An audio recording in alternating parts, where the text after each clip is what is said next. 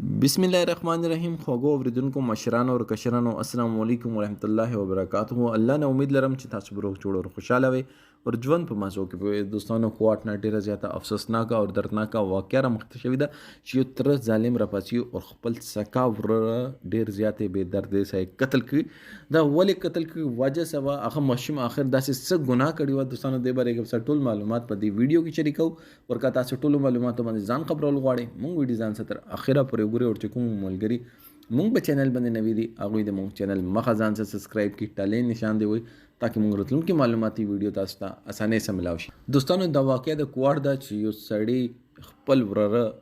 ډیر زیاتې بے دردۍ سره قتل کړو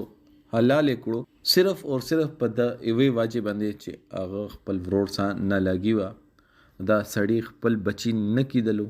دا ورره شیطانا کولو او روزانه کور کې دغه سنت جنگ او شور راخسته مینات به نه کولو چې زه چا دې پر وګټم د ماشوم ورانه کولو دغه ماشوم رانیول دي او لکه د چرګې حلال کړي دي.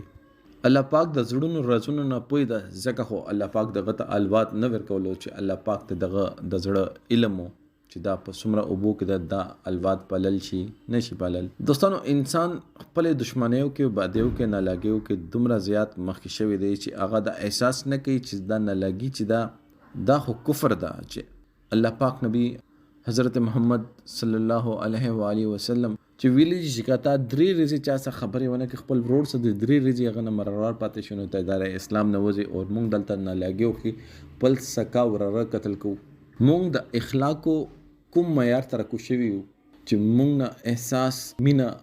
ار یو چیز ورک شوی دی صرف حسد او بغض مونږ کې راغلی دی. مونږ صرف حسد او بغض کول چې ورغه خپل سره حسد بغض او کینه صرف او صرف د خپل سره پردیو سره مونږ رویه بالکل خوي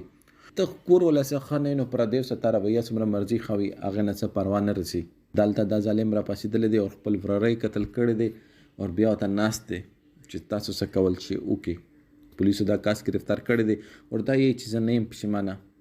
ما خپل ورور نه بدل اخستونه ایو مور نه پیدا شوی ورونه چې دی